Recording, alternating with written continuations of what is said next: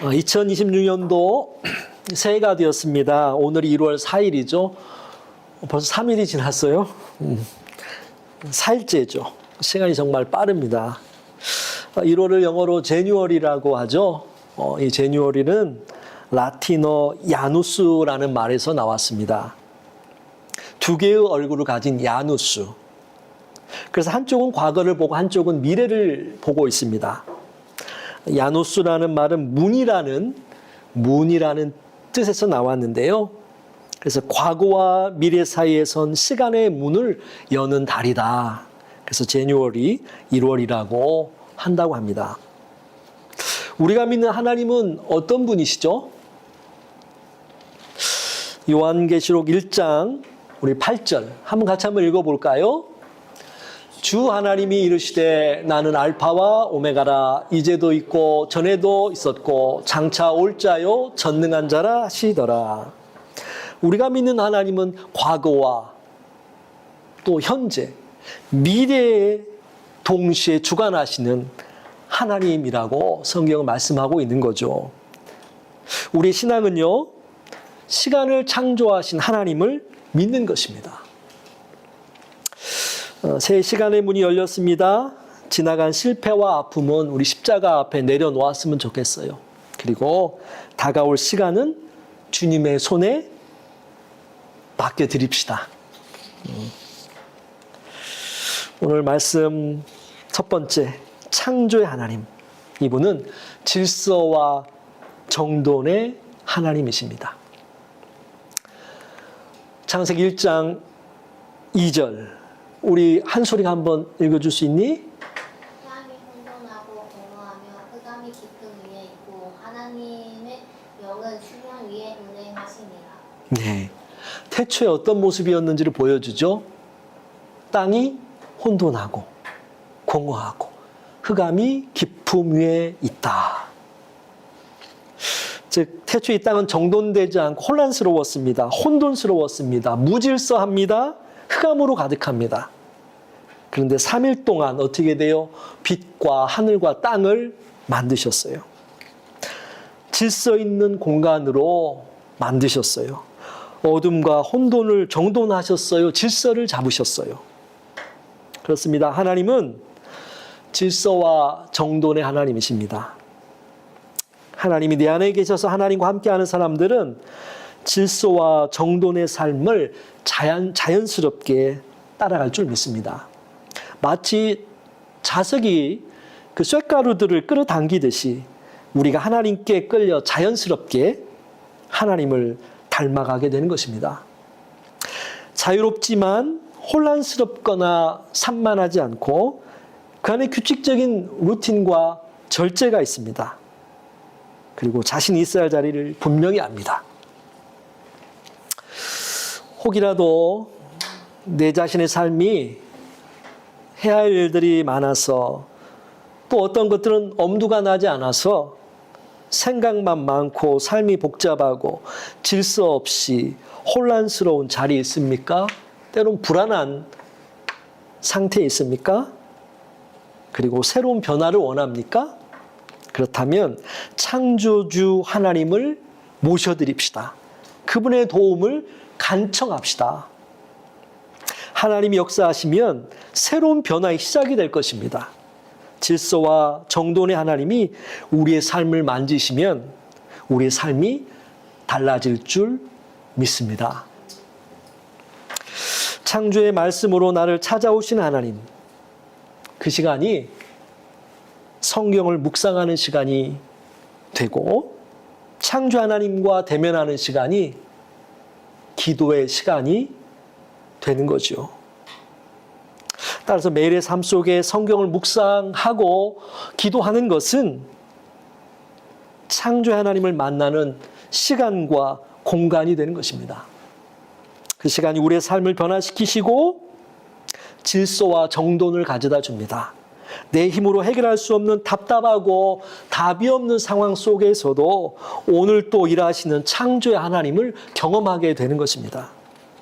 그 어떤 복잡한 문제가 있다 해도 창조의 하나님과 함께할 때 하나님으로부터 오는 창조적인 사고로 문제를 해결해 나갈 수 있는 능력이 하나님께 있다는 사실을 잊지 말고 기억했으면 합니다. 아멘. 이 은혜를 누리며 살아가는 밴쿠버 선교교회 저와 여러분 우리 모두 되기를 간절히 축원합니다. 두 번째로 창조의 하나님은 존재와 소명을 주시는 하나님입니다. 빛은 주변과 어우러져서 참 아름다운 모습을 우리에게 보여주죠. 아침에 출근할 때 보면 지금 이제 너무 깜깜한데 전에 한두 달 전에 보면 여기 랭리에 오는데 그 목장이 있잖아요. 그리고 푸르른 풀밭이 있고 나무들이 있는데 거기에 안개가 자욱히 끼어 있는 거예요. 그때 해가 떠오르면서 그 빛나는 그 빛들이 얼마나 아름답고 멋있는지 출근하면서 운전하는데 막 사진을 찍고 싶은 충동을 느낀 게 한두 번이 아니에요. 그래서 어쩔 때는 안 되겠다 싶어서 핸드폰 창문 내리고 이렇게 운전하면서 찍고 갔던 그런 적도 있습니다.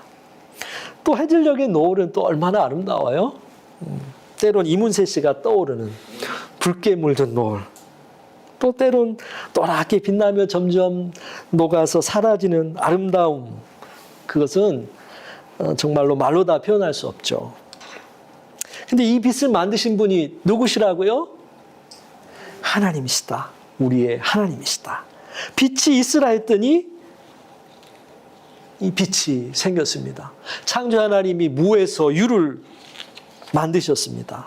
이 명령은 말씀으로 존재를 만들어서 새로운 존재가 있게 했습니다. 성경 말씀 오늘 본 본문인데요. 우리 이상구 집사님 한번 3절부터 5절 읽어주시겠어요? 하나님이 이르시되 빛이 있으라 하시니 빛이 있었고 빛이 하나님이 보시기에 좋았더라. 하나님이 빛과 어둠을 나누사 하나님이 빛을 낮이라 부르시고 어둠을 밤이라 부르시니라. 저녁이 되고 아침이 되니 이는 첫째 날이니라. 네, 빛이 있으라. 빛이 있습니다. 말씀으로 빛이라는 존재가 있게 합니다. 그리고 존재에 맞는 부르심, 소명을 줍니다. 빛이 생겨라. 빛과 어둠을 나누고 빛을 낮이라 하고 어둠을 밤이라 합니다. 근데 궁창도 마찬가지예요. 6절부터 8절 우리 황정희 사모님 한번 읽어주시겠어요? 하나님이 이르시되 물 가운데 궁창이 있어 물과 물로 나뉘라 하시고 하나님이 궁창을 만드사 궁창 아래의 물과 궁창 위의 물로 나뉘게 하시니 그대로 되니라. 하나님이 궁창을 하늘이라 부르시니라. 저녁이 되고 아침이 되니 이는 둘째 날이니라. 물 가운데 궁창이 있어 물과 물로 나뉘어라. 궁창 아래 물, 그리고 궁창 위의 물. 그리고 궁창을 하늘이라 부르십니다. 노아의 홍수 이전에는 이렇듯 하늘 위에 물이 덮여 있었던 것으로 보여요. 그래서 태양빛과 더불어 외부로부터 오는 것으로부터 안 좋은 것들로부터 걸러주는 역할을 했겠지요. 그리고 사람들도 지금보다 오래 살 수 있는 무언가의 역할을 하지 않았나 개인적으로는 추측해 봅니다. 왜냐하면 하늘의 물이 사라진 노아의 홍수 이후부터는 사람들의 수명이 현저히 줄어들었기 때문입니다. 물론 왜인지는 정확히 몰라요. 천국 가서 물어봐야죠. 계속해서 9절, 10절 말씀 우리 구경희 집사님 한번 읽어주시겠어요? 하나님이 이르시되 천하의 물이 한 곳으로 모이고 묻이 드러나라 하시니 그대로 되리라. 하나님이 묻을 땅이라 부르시고 모인 물을 바다라 부르시니 하나님이 보시기에 좋았더라. 천하의 물이 한 곳에 모이고 묻이 드러나라 하십니다. 묻을 땅이라 부르십니다. 모인 물을 뭐라고 부른다고요? 바다라 부르십니다. 그러면서 땅에게 역할을 줍니다. 부르심의 사명을 줍니다. 어떤 사명일까요? 우리 다 같이 한번 읽어보겠습니다. 시작. 하나님이 이르시되 땅은 풀과 씨 맺는 채소와 각기 종류대로 씨 가진 열매 맺는 나무를 내라 하시니 그대로 되어 땅이 풀과 각기 종류대로 씨 맺는 채소와 각기 종류대로 씨 가진 열매 맺는 나무를 내니 하나님이 보시기에 좋았더라. 땅은 풀과 씨 맺는 채소 각기 종류대로 씨 가진 열매 맺는 나무를 내어라. 풀과 채소, 나무를 내어라. 그러자 그대로 합니다. 창조 하나님은 피조물을 말씀으로 지으시고 존재케 하십니다. 그리고 존재에 맞는 부르심을 주십니다. 우리는 이것을 소명이라고 합니다. 지음받은 피조물이 소명, 그 부르심에 맞게 살아가기를 하나님은 원하십니다. 그래서 사명을 주십니다. 그러나 이것이 단순히 빛이나 궁창이나 땅에만 해당될까요? 그렇지 않죠. 하나님 만드신 모든 피조물이 여기에 해당되죠. 우리도 해당되고 나도 해당됩니다. 하나님이 우리를 존재케 하시는 데에는 다 이유가 있는 것이죠. 그리고 그 존재에 맞게 살아가기를 원하시는 거죠. 우리를 만드신 창조 하나님이 우리에게 원하시는 삶, 성경은 그것이 있다고 하는데 그것이 무엇일까요? 간단하게 세 가지만 나누고자 하는데요. 첫째, 하나님은 우리와 교제하기 원하십니다.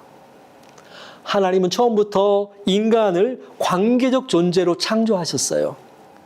에덴 동산에서 하나님은 인간과 함께 거니셨고 대화하셨습니다. 죄는 이 교제를 끊어놨어요. 하지만 하나님 포기하지 않으시고 예수님을 통해 다시 교제를 회복하셨습니다. 하나님 우리와 교제하기 원하세요. 우리와 함께하기 원하세요. 두 번째, 하나님은 우리의 찬양을 받으시고자 하십니다. 이사야서 43장 21절 너무 잘 아는 말씀이죠? 우리 같이 한번 읽어볼까요? 시작. 이 백성은 내가 나를 위하여 지었나니 나의 찬송하게 하려 함이라. 시편 150편 6절 같이 한번 읽습니다. 호흡이 있는 자마다 여호와를 찬양할지어다. 하나님 우리가 찬양하며 당신의 이름을 높이며 영화롭게 하며 살기를 원하십니다. 그것은 하나님이 부족해서가 아니라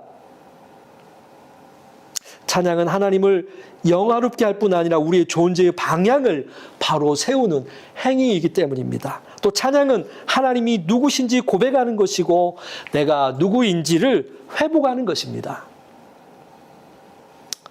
하나님은 우리가 찬양하며 살기를 원하세요. 당신의 이름을 높이며 살기를 원하세요. 그를 위해서 우리를 지었다고 이사야서 43장에서는 말씀하고 있는 거죠. 이 백성은 내가 나를 위하여 지었나니 나의 찬송을 부르게 하려 하심이라. 세 번째로 하나님은 우리가 세상의 빛으로 살아가길 원하십니다. 마태복음 5장 14절 16절 14절에 너희는 세상의 빛이라. 산 위에 있는 동네가 숨기지 못할 것이요 사람이 등불을 켜서 말 아래에 두지 아니하고 등경 위에 두나니 이러므로 집안 모든 사람에게 빛이 있느니라. 이같이 너희 빛이 사람 앞에 빛이 가여 그들로 너희 착한 행실을 보고 하늘에 계신 너희 아버지께 영광을 돌리게 하라. 오늘 사는 우리에게 예수님이 말씀하세요. 너희는 세상의 빛이다. 그래요. 하나님은 우리를 구원으로 끝내시지 않고 사명자로 보내길 원하십니다. 우리를 소명으로 부르시고 사명으로 보내십니다.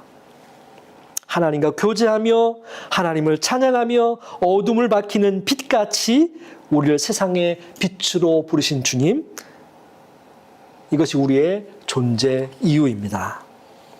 말씀을 정리합니다. 사진기에서 조리개는 빛의 문이죠. 조리개는 조리개를 통해 빛을 담습니다. 빛의 양에 따라 사진이 달라지죠. 그렇죠? 우리 삶에도 신앙의 조리개가 있습니다. 이 신앙의 조리개를 통해 하나님께만 초점을 맞추고 다른 주변의 것들은 좀 흐리게 했으면 좋겠어요. 아웃포커싱이라고 하나요? 하나님께 초점 맞추는 삶을 살아갔으면 해요. 창조주 하나님이 나에게 원하시는 삶에 초점을 맞췄으면 좋겠어요. 새해 하나님이 나를 부르신 존재의 이유와 맡겨진 사명을 발견하고 창조주 하나님과 은혜 가운데 살아가는 저와 여러분 우리 모두 2026년도가 될 수 있기를 간절히 축원합니다.